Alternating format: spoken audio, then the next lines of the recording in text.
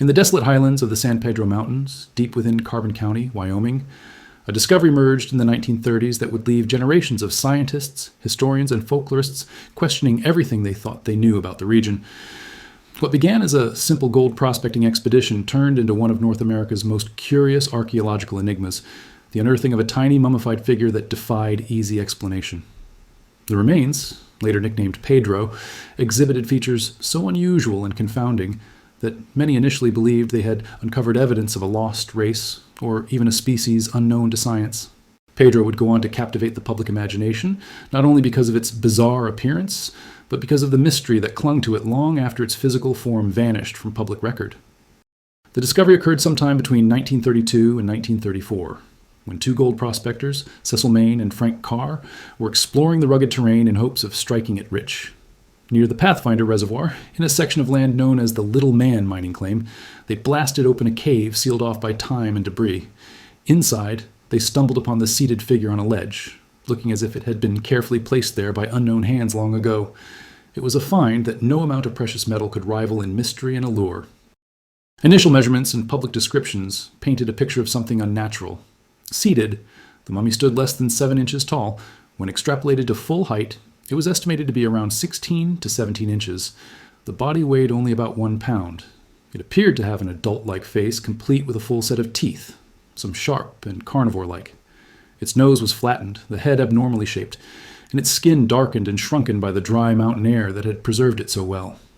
The overall impression was not of a child, but of something ancient and miniature, perhaps even otherworldly. From the start, theories abounded. Some believed the figure was a clever hoax, perhaps made from a monkey or artificially altered remains. Others insisted it was a medical anomaly. But one idea above all captured the public's imagination, that Pedro was not a child at all, but a member of a now extinct race of miniature people once rumored to inhabit the Americas.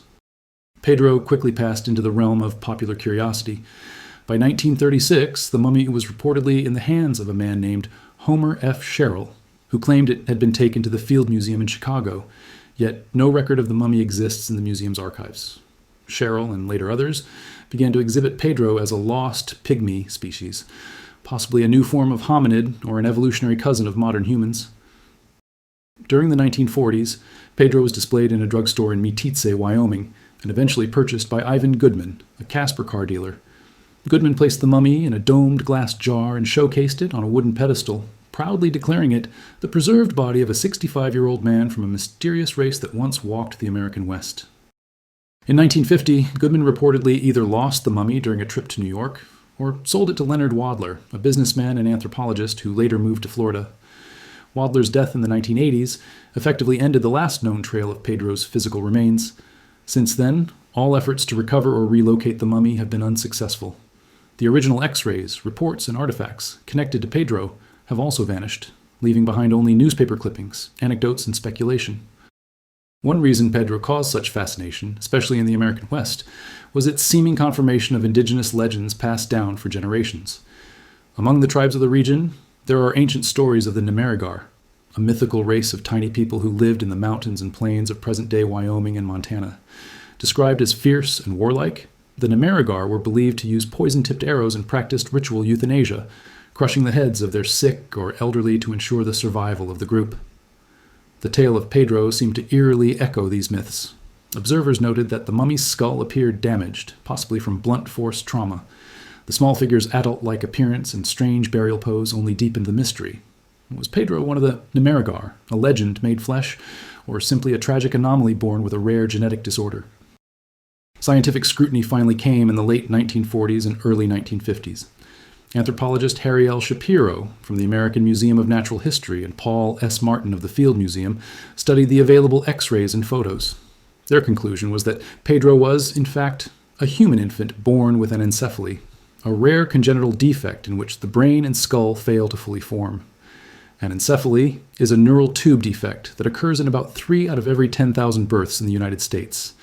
Infants with anencephaly are born missing major portions of the brain and skull. The condition is uniformly fatal, often within hours or days.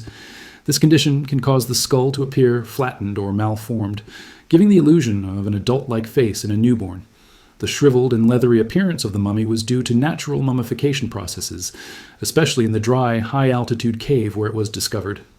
The adult-like appearance that so puzzled early observers of Pedro, the wrinkled skin, the developed-looking teeth, though this is debated as infant teeth can be present, and the proportions of the body relative to the malformed cranium, could be explained by this condition. Their scientific conclusion was that Pedro was likely a baby who died at, or shortly after birth, its body naturally preserved in the dry conditions of the cave.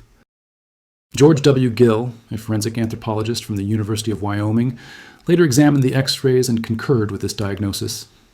In his view, Pedro was not a tiny warrior or a pygmy, but an unfortunate child born with a fatal birth defect. Then, in 1994, the story took an unexpected turn. After an episode of the television series Unsolved Mysteries featured Pedro's story, a family in Cheyenne, Wyoming, came forward with a second tiny mummy, one they had owned privately for decades. The mummy, reportedly purchased from a sheepherder in the late 1920s, was strikingly similar to Pedro in appearance and had been nicknamed Chiquita. Chiquita stood just 4 inches tall and, like Pedro, had been naturally preserved. Unlike Pedro, Chiquita could be examined with the full power of modern science. Researchers performed X-rays, DNA tests, and carbon dating. The results were revealing. Chiquita was a female infant of Native American descent, also born with anencephaly. Carbon dating placed her age of death between 1500 and 1700 AD. Her burial posture matched Pedro's, arms wrapped around her knees, seated upright, which was highly unusual and unlike other known Native American burials in the region. Even more curious was her hair, which was light or blonde, a rare trait among indigenous populations. Despite the attention from the scientific community, the family who owned Chiquita later withdrew the mummy from further study. Like Pedro, she too disappeared from public access, leaving scientists with only partial data and more questions than answers. Despite the scientific consensus, some remain unconvinced. The lack of Pedro's physical remains, combined with the mystery surrounding both mummies' postures and origins, leaves ample room for speculation. Fringe theorists and cryptozoologists continue to cite Pedro and Chiquita as possible evidence of unknown hominids, lost tribes, aliens, or the Nimerigar of legend. Even some scientists acknowledge the oddity of the burial styles and preservation. Why were they mummified in such a peculiar pose, in such remote and specific locations? Why are there no other documented examples like them among regional indigenous burials? Could a cultural or ritualistic practice now lost to time explain these anomalies? And, above all, what happened to the original Pedro? Researchers have offered rewards, including $10,000 from New York-based creationist John Adolphi in 2005 for the return or confirmation of Pedro's whereabouts. Despite these efforts, the mummy remains lost, perhaps in a forgotten crate in a private collection, or worse, destroyed by time and neglect.